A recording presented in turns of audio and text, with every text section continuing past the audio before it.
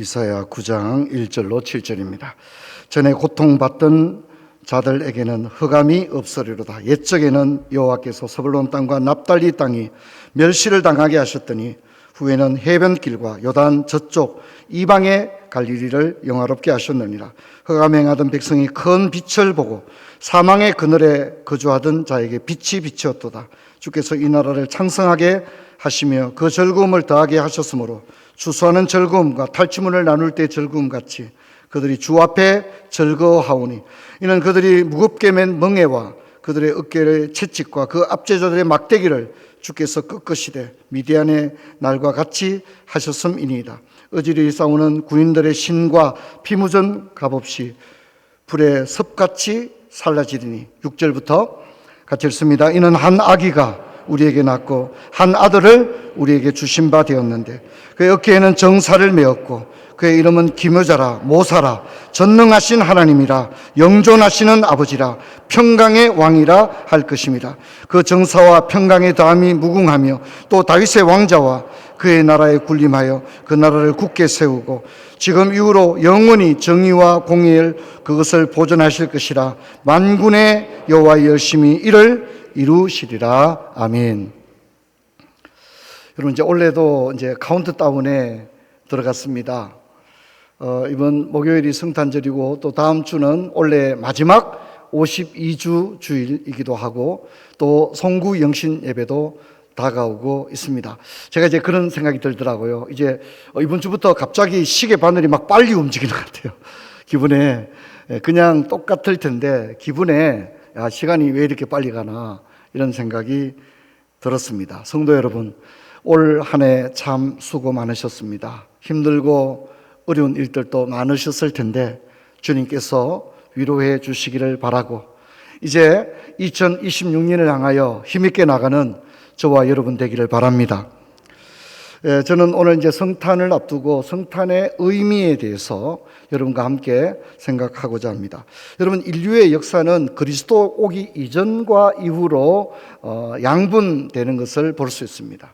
또 성경 역시 신약과 구약이 그리스도를 오시는 것을 분기점으로 하여 구약과 신약이 되어집니다. 구약 성경은 메시아가 올 것이다 이렇게 이야기를 합니다. 그리고 신약 성경은 그 예수님이 성천하시면서 내가 다시 올 것이다 그렇게 이야기를 하고 있습니다. 그래서 우리가 성경을 읽을 때 그리스도를 중심으로 성경을 읽어야 합니다. 구약 성경에도 이제 많은 내용이 나오죠. 하지만 구약 성경도 그리스도를 멀리서 바라보고 있는 겁니다. 유월절도 번제의 어린 양을 바치는 것도 성막과 제사법도 사실은 모두가 장차 오실 그리스도의 예표와 모형으로서 우리들에게 주어지고 있습니다. 그래서 구약 성경도 아직 그리스도가 오지 않았지만 사실 오실 그리스도를 대망하고 있다 그렇게 이야기를 할 수 있습니다. 그리고 이제 신약 성경은 말할 것도 없겠죠. 그래서 우리가 이렇게 그리스도 중심적으로 성경을 읽는 것을 뭐라 하냐면 구속사적 관점으로 성경을 읽는다 그렇게 이야기를 합니다. 여러분, 신구약의 모든 말씀은 사실은 누구를 말하기 위한 거라고요? 예수 그리스도를 이야기하기 위한 것이다. 이것을 이제 그리스도 중심 성경 읽기 그리고 구속사적 관점으로 성경 읽기 이렇게 이야기를 합니다. 큐티의 다양한 방식이 있는데요. 뭐 이렇게 DQT, 우리 제자반 DQT도 있고 이랬지만 이제 큐티의 중요한 것 중에 하나가 본문을 볼 때 이제 세 가지로 이야기를 할 수 있습니다. 이 본문은 하나님에 대해서 어떻게 설명하고 있습니까? 이 본문은 예수 그리스도에 대해서 무엇이라고 말하고 있습니까? 이 본문은 성령이 우리들에게 어떻게 한다고 가르치고 있습니까? 이것이 이제 큐티하는 매우 중요한 방법 중에 하나이기도 합니다. 여러분, 특별히 구약 성경에는 장차 오실 그리스도에 관한 얘기가 참 많이 나옵니다. 먼저는 구약 성경에 예수님이 베들레헴에서 태어날 것이다 이렇게 미가서에서 기록을 하고 있습니다. 오늘 우리가 읽었던 이사야서 7장에는 처녀가 잉태하여 아들을 낳게 될 것이다 이렇게 이야기를 합니다. 예레미야 같은 경우에도 다윗의 가문에서 그리스도가 난다고 얘기하고요.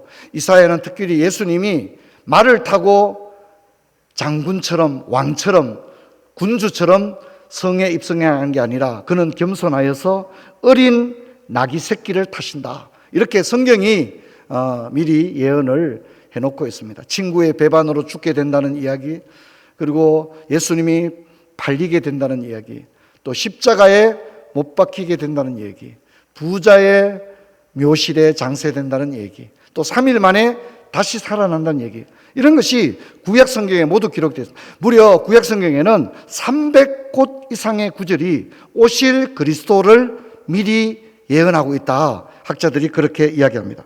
자, 이렇게 우리가 구약 성경에 예수 그리스도에 대한 이 파편들의 정보를 다 모아보면 복음서가 이야기하려고 하는 그 예수님의 모습을 어느 정도 윤곽을 보게 되어집니다.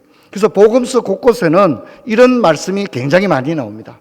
이는 선지자를 통하여 하신 말씀을 이루려 하십니다. 이런 말씀이 굉장히 많이 나옵니다. 가령 예수님이 나귀를 타고 예루살렘에 입성할 때 이 장면을 마태가 기록하기를 이것은 선지자 이사야를 통하여 하신 말씀을 이루기 위함이다. 이런 식으로 설명을 하고 있습니다. 특별히 이제 구약 성경 가운데서도 이사야가 장차 오실 그리스도를 가장 많이 설명을 하고 있습니다. 그래서 이제 이사야를 제5복음서 이렇게까지 이름을 붙이기도 합니다. 여러분 아까 읽었던 이사야 9장 1절을 보면요, 전에 고통받는 자에게는 흑암이 없으리로다. 옛적에 여호와께서 스불론 땅과 납달리 땅이 멸시를 당하게 하셨더니 이후에 해변길과 요단 저쪽 이방에 뭐라고요?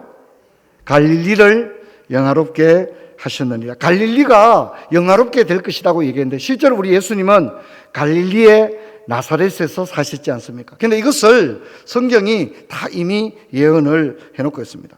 하지만 예수님이 생활했던 이 나사렛은 변방 중에 변방이었습니다.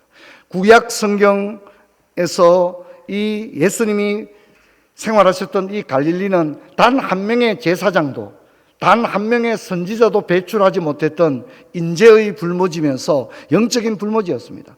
그래서 나다나엘 같은 사람이 이제 빌립이 예수님을 나사렛 예수라고 하니까 이제 나다나엘이 뭐라 합니까? 아니, 나사렛 변변찮은 동네에 무슨 뭐 그런 메시아가 어떻게 나사렛에 날 수 있느냐, 이제 이런 얘기를 하고 있는 것을 볼 수 있습니다. 이것은 이제 당시 사람들이 갈릴리와 나사렛을 얼마나 이제 변방으로 여겼느냐 하는 것을 우리가 알 수 있는 그런 장면이기도 합니다. 그래서 요한복음 1장 46절에 보면 나다나엘이 나사렛에서 무슨 선한 것이 날 수 있느냐, 이제 이렇게 이야기를 하고 있습니다. 하지만 이사야는 그리스도가 오기 500년 전에 이미 어디를 주목하고 있다고요? 갈릴리를 주목하고 있는 거예요. 갈릴리가 큰 영광이 갈릴리에 임할 것이다. 그렇게 주목하고 있는 겁니다. 자, 그런데 여러분, 예수님이 분명히 나사렛 예수지만 예수님이 나사렛에서 태어나셨습니까?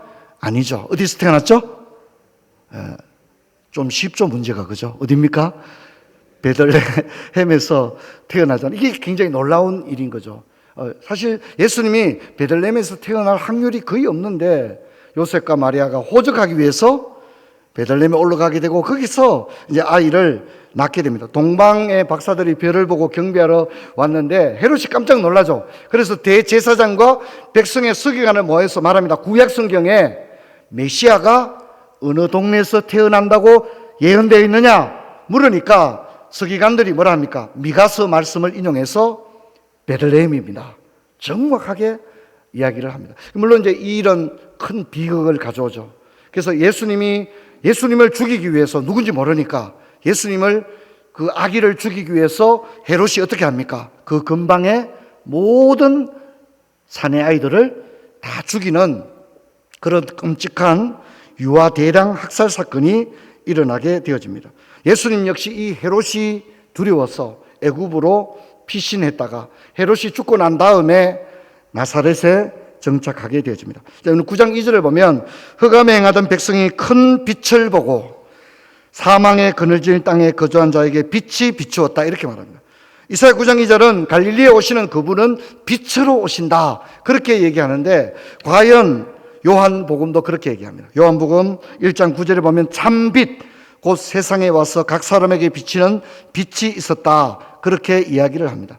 태초에 말씀이 계셨는데 이 말씀은 로고스, 예수님을 의미하고요. 예수님에게는 생명이 있었습니다. 그래서 예수님이 자기를 보고 말합니까? 나는 길이요, 진리요, 생명이라고 했어요. 생명은 예수님을 통해서 주어지는 겁니다. 그런데 그 빛은 그 생명은 사람들의 빛이라고 말하고 있죠. 그런데 참빛이 왔지만은 어둠에 있던 사람들은 참빛인 예수님을 알아보지 못했습니다. 자기 땅에 왔지만 자기 백성이 영접지 아니했습니다.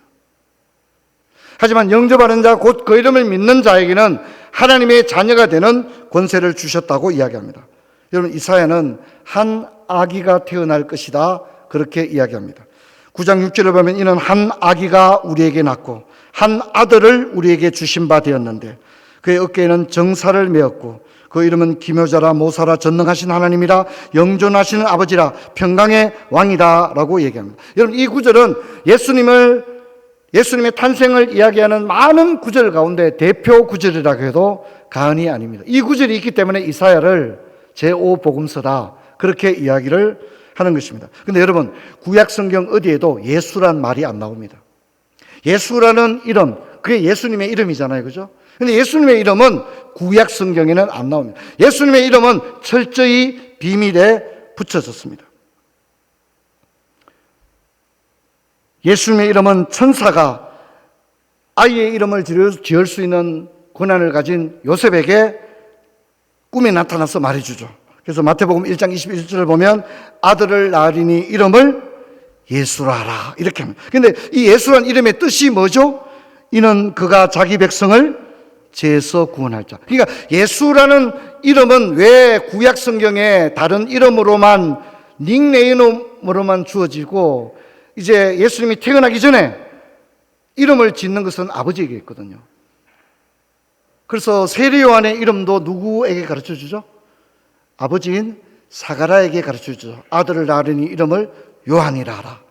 그리고 이제 이 천사가 요셉에게 아들을 낳으리니 이름을 예수라 하라. 근데 이 예수라는 이름 자체가 예수님이 왜 이 땅에 오셔야 했는지를, 그리고 예수님이 어떤 분인지를 그 이름 속에 비밀이 다 들어. 예수라는 이름 자체가 구원자라고 하는 이름을 가지고 있다는 것입니다.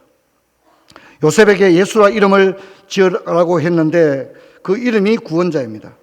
놀라운 구원 계획은 비밀스러운 기호와 비유, 언유를 통해서 예언되었는데 이사야 9장에는 예수님의 진짜 이름이 안 나옵니다. 그래서 기묘자, 모사, 전능하신 하나님, 영존하시는 아버지, 평강의 왕이다, 이렇게만 나오는 겁니다. 여러분, 이사야 7장에도 아들을 낳으리니 이름을 임마누엘이라 하리라, 이렇게만 했지 예수라 하라고 안 하는 거예요.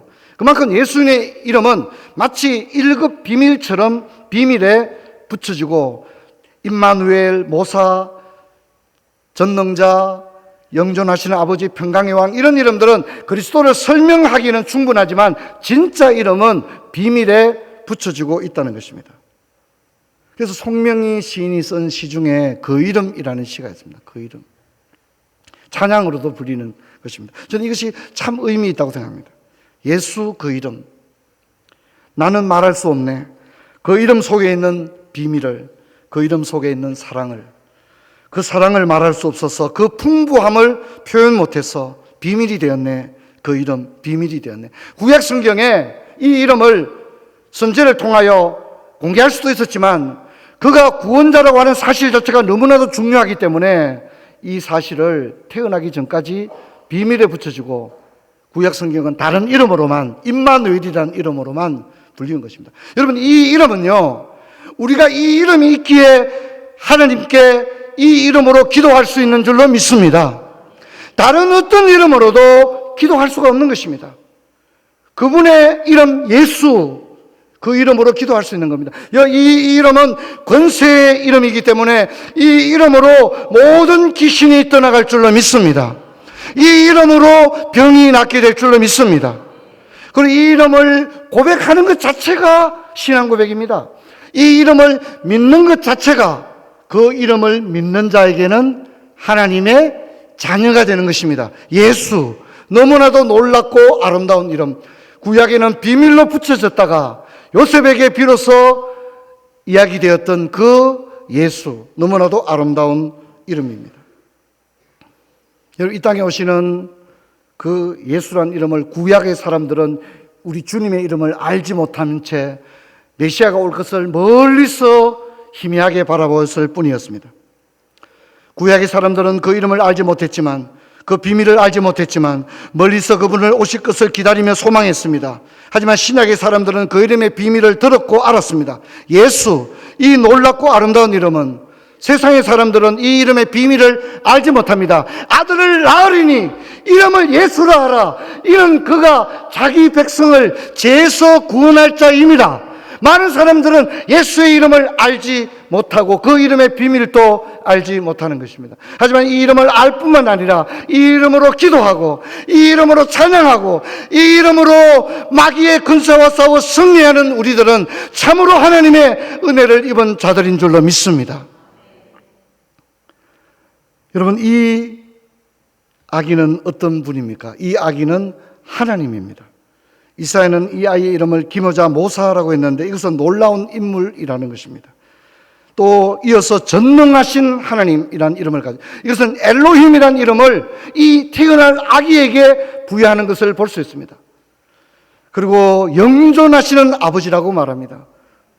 이 아버지라는 이름은 성부 하나님에게만 독점적으로 돌려졌던 칭호인데, 이 아기를 일컬어서 영존하시는 아버지라고 하는 성부에게 적용되었던 이 칭호를 이 아이에게 부여하고 있습니다. 그래서 예수님은 나를 본 자는 아버지를 보았느니라, 나와 아버지는 하나니라, 그렇게 이야기를 합니다. 여러분, 또한 이 이름은 평강의 왕입니다. 저는 이 이름이 너무 아름답다고 생각합니다. 여러분, 멸치는 무슨 왕이죠? 칼슘의 왕입니다. 예수님은 무슨 왕이시라고요? 그 평강의 왕이 우리에게 세상에서는 경험할 수 없는 놀라운 평화를 우리의 심령에 주시는 줄로 믿습니다. 이 예수를 구주로 고백하고 살아가는 자에게는 세상 사람들이 가장 멋진 여행과 맛있는 커피와 그걸 마신다고 이런 놀라운 평화가 오지 않습니다. 이 평화는 그리스도만이 우리에게 주시는 줄 믿습니다. 여러분, 이 평화가 여러분을 주장하시기를 축원합니다. 여러분, 요한복음은 이 예수님을 하나님의 독생자로 소개합니다. 요한복음 1장 14절을 보면 말씀이 육신이 되어 우리 가운데 가시며 우리가 그 영광을 보니 아버지 독생자의 영광이요 은혜와 진리가 충만하더라, 그렇게 이야기를 합니다. 또한 빌립보서 2장 6절을 보면 그는 근본 하나님의 본체신 하나님과 동등됨을 취할 것으로 이기지 아니하시고, 이렇게 이야기합니다. 여러분, 이 아기는 하나님입니다. 그런데 이 하나님이신 이 아기가 왜 여자의 자궁을 통하여 이 땅에 가난한 목수집 마다들로 나셔야만 했는가 하는 이유가 성탄의 가장 중요한 교훈인 것입니다. 많은 사람이 성탄을 맞으면서 야, 또 성탄절이야? 이렇게 말하지만 그냥 또 성탄절이야가 아니라, 여러분, 이 성탄은 너무너무 놀라운 소식입니다. 여러분, 예수님이 왜 이 땅에 오셔야 했습니까? 하나님이신 그분이 왜 이 땅에 오셔야만 했습니까? 여러분, 예수님은 이것을 요한복음 3장에서 설명하는데, 니고데모라는 사람이 예수님께 나왔을 때 예수님이 니고데모에게 이런 얘기를 합니다. 예수께서 이르시되 진실로 진실로 내게 이르노니 사람이 거듭나지 않으면 하나님 나라를 볼 수 없느니라. 하나님 나라는 천국이잖아요. 영생이잖아요. 근데 유대인들은 이런 생각을 했습니다. 율법을 지키는 행위를 통하여 천국에 간다, 영생을 얻는다, 구원을 받는다, 이런 생각을 했는데 그렇지 않습니다. 행위를 통해 구원 얻을 수 있는 사람이 아무도 없죠. 예수를 믿게 될 때 우리가 영적으로 거듭나서 새 사람이 되는 줄로 믿습니다. 그래서 거듭나지 않으면 천국에 들어갈 수 없다, 이렇게 얘기하니까 니고데모가 예수님, 그러면 모태에 한 번 들어갔다가 한 번 더 태어나야 됩니까? 그렇게 얘기할 때 예수님이 가장 중요한 말씀을 우리에게 주시는데, 이것이 바로 요한복음 3장 16절입니다. 우리 잘 아는 구절인데 같이 읽겠습니다. 하나님이 세상을 이처럼 사랑하사 독생자를 주었으니 이는 그를 믿는 자마다 멸망치 않고 영생을 얻게 하려 하심이니라. 여러분, 이 유명한 구절이 왜 하나님이 이 땅에 인간으로 오셔야만 했는지를 설명해 주고 있는 것입니다. 하나님은 왜 자신의 독생자를 이 땅에 보내야만 했습니까? 그것은 죄 없으신 존재만이 인간의 죄를 대속할 수 있기 때문인 것입니다. 여러분, 죄 없는 존재는 오직 하나님밖에는 죄가 없습니다. 모든 사람은 죄를 범하였습니다. 하나님이 인간으로 오셔야 했는데, 그래서 하나님께서 사람으로 오신 것이 바로 아기 예수님이셨습니다.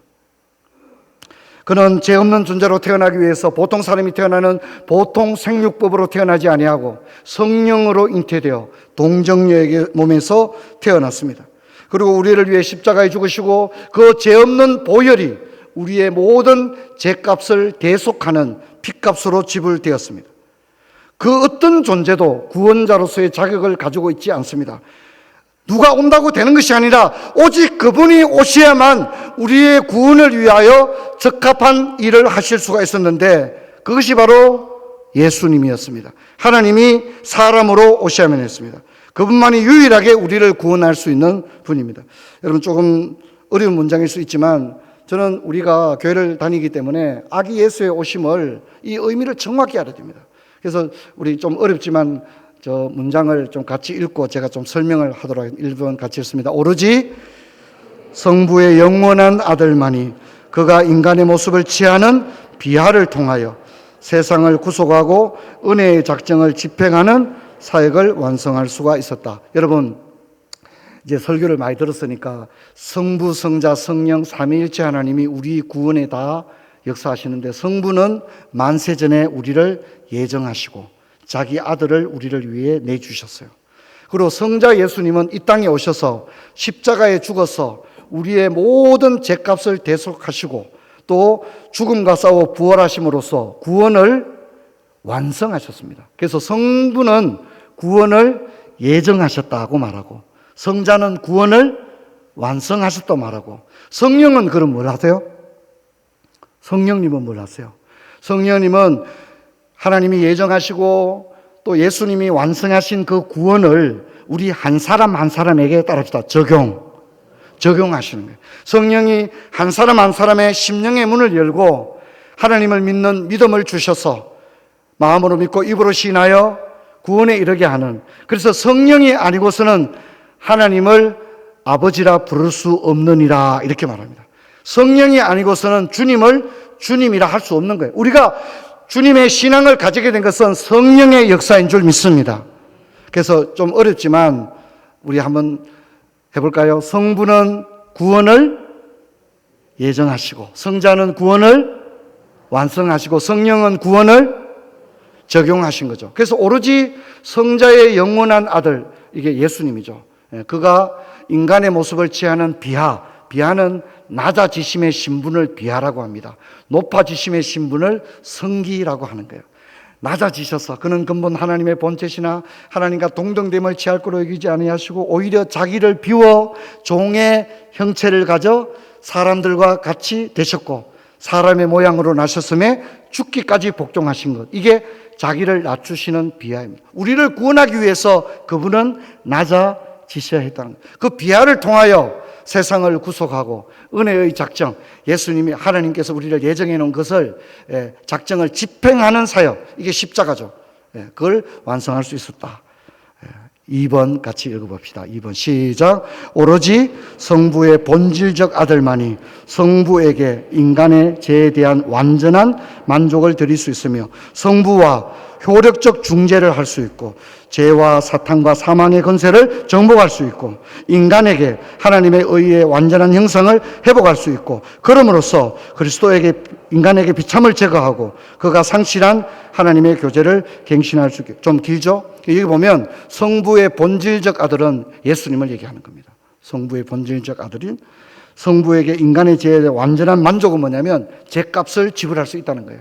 하나님 앞에 죄값을 완전히 지불할 수 있다는 거죠. 죄의 값을 지불하는 것을 물음이라고 합니다. 그리고 만족이다, 이렇게 표현한 거죠. 예수님이 십자가에서 그렇게 한 겁니다. 그리고 성부와 효력적 중재는 뭐냐면 죄가 하나님과 우리 사이를 갈라놓았거든요. 그런데 하나님과 우리를 어떻게 화목하게 해야 되잖아요. 그 화목하게 하는 게 효력적 중재입니다. 그래서 우리는 중보 기도라는 말을 안 쓰죠. 그렇죠. 우리 교단은. 왜냐하면 중보 기도라는 말을 그게 좀 적합하지 못합니다. 왜냐하면 중보라는 것은 하나님과 인간을 연결해 주는 역할인데 그런 일을 할 수 있는 분은 누구밖에 없다고요? 예수밖에 없는 거예요. 그래서 우리가 물론 남을 위한 기도를 하지만 그 기도를 중보 기도라고 하기보다는 남을 위한 기도 혹은 도고 기도로 하고, 우리 교단은 중보 기도라는 말은 그리스도에게만 독점적으로 드려야 될 말씀이라고 해서 단어라고 해서 우리는 중보기도라는 말을 그래서 쓰지 않습니다. 물론 뭐 중보기도라는 말을 했다고 잘못됐다고 할 수는 없는데, 중보라는 말 자체가 감히 누가 하나님과 인간 사이를 이렇게 중재할 수 있습니까? 그것은 성부의 매우 사랑받는 아들만이 그렇게 할 수 있습니다. 나로 말미암지 않고는 아버지께로 갈 자가 없는 것이죠. 예, 그 다음 읽어봅시다. 예. 그 다음 3번 시작. 오로지 성자만이 이 직무를 합당하게 수행할 수 있었다. 본성적이었던 아들, 그가 우리를 은혜로 입양된 아들로 만들어 우리가 만유의 상속자인 그와 공동의 상속자가 되도록 합당하였고, 과거의 창조자가 재창조하는 일, 즉 첫 번째 창조에서 모든 것을 만든 말씀이 두 번째 창조에서 우리를 그 자신의 형상으로 재형성하는 것이 그의 직무이기 때문이다 라고 말합니다. 그 아들이, 맏아들이 있었던 그분이 십자가에 죽으시고 그 맏아들의 이름, 예수라는 이름을 믿는 자는 하나님의 자녀가 되는 권세를 주심으로써 예수님은 하나님의 맏아들이 되시고 우리 또한 하나님을 아버지라 부르게 됨으로써 우리가 다 함께 하나님의 자녀의 반열에 들어가게 되었습니다. 예수님은 당연히 상속자신데, 여러분 우리도 하나님을 아버지라 부르게 되고 그분의 자녀가 됨으로 말미암아 우리가 하나님의 모든 것을 상속할 수 있는 상속자가 된 줄로 믿습니다. 그런 지위를 가지게 된 거죠. 그리고 이제 천지를 창조할 때 성부, 성자, 성령 삼위일체 하나님이 이 세상을 만들고 우리가 우리의 형상을 따라 사람을 만들고 할 때 성자도 우리의 형상을 만들었는데 이것이 죄로 인하여 형상이 파괴되었거든요. 하지만 우리가 그리스도를 믿고 성령이 우리 안에 내주하시면 우리는 그리스도 안에서 이전 것은 지나갔으니 보라 새 것이 되었도다. 그리스도로 말미암아 전혀 다른 제2의 창조와 같은 새로운 자아상으로 우리가 변화될 줄로 믿습니다.